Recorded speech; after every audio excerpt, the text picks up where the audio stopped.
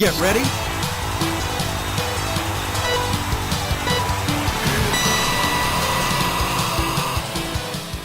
Yeah, It was Can I say, the What- CDC conference. There was a fake audience. There they are. They had yeah. a fake audience. In this thing's defense, this was. Oh, this is the wrong This footage. is not I've got. meant for public. Yeah, no. This was for GDC, the Game Developers Conference. So this isn't their official release of like this is what our console does. This is the thing they had organized already, and I reckon they did it anyway. But like for tech gurus, there would have been some dudes like bulging in their pants hearing some of this stuff. But for the don't get me wrong, norms, but they presented it in a way like we have been starved for information for the PS5. Xbox came out. Xbox handled it brilliantly. They announced it at the Game Awards. They showed that video. You got to see the console. You got to see some ideas or some renders as to what you can expect. And then they came back and they said, come back in 3 days and we'll have all the spec details for you. So as a consumer, we got to see the new console, what it's going to look like. And then if we wanted to, we could go and look at the specs side of things and get excited about that. The way Sony have done it, they've leaked a few little details through interviews. They haven't shown any pictures or any evidence that they even have a console. Of course they do, but they haven't shown it. And then they're just releasing all the boring specs. And what it's doing is it's killing the buzz for this console. Yeah, I'll agree with that. They are you're doing it wrong. Like they're watching it. Xbox or Microsoft, whatever they're called, that small company, they are delivering the information in a very digestible way, where PlayStation are kind of like holding their cards to their chest and then just, I don't know, it's like they just don't, they're so on guard that they're not letting any information out where they should be, and then when they let it out wrong, they let it out cold, and, you know, like, or like this, and it's just, they're doing it wrong. That's it. They're doing it wrong.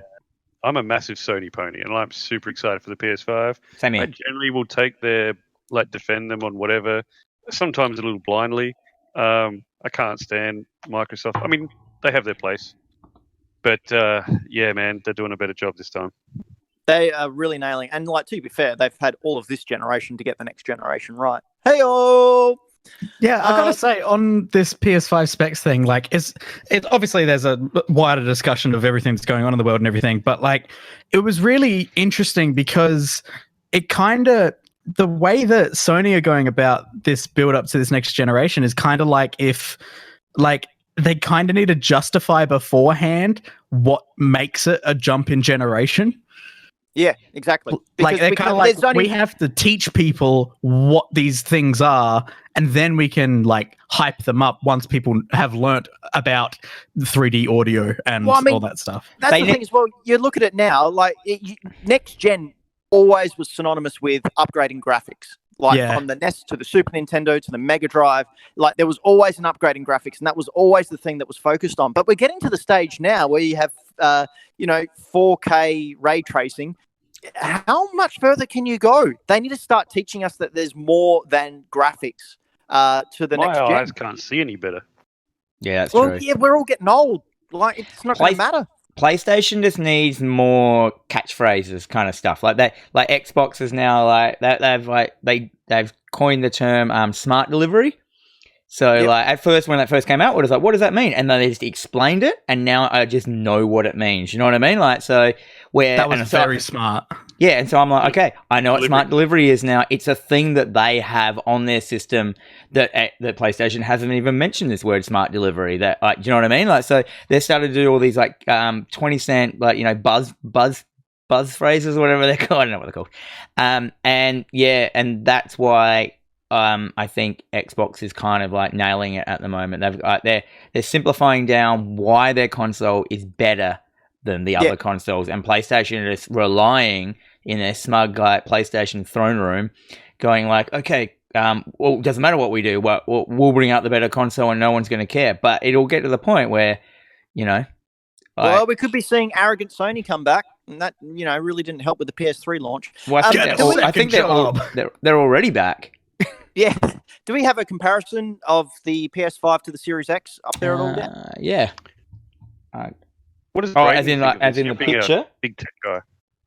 Oh, me as a tech guy with the with the comparative specs and everything. Oh, one of the in my picture I've got here, my graphic is cut off at the bottom. It's cut off at the bottom, but you'll get the idea. I like that it has just the switch at the end. That's brilliant. But yeah, when it comes to the actual like tech and everything. Sorry, Dan. I love living. I love living in a world where the word teraflops is just thrown around. I love it. See, more teraflops doesn't necessarily mean a more powerful console. No, it's just the best word. Yeah. It's just a powerful word. But yeah, like as someone who is a bit of like a tech head in this sort of regard, like looking at all of this stuff, it's true. Massive nerd. Like it's really, really hard to actually compare these because like when it comes down to it, everything that Sony is saying with their NVMe drives and everything is very, very smart in their SSD storage. And then Xbox with their proprietary storage also is in a similar vein, very smart, but in a different way. It's so complex now.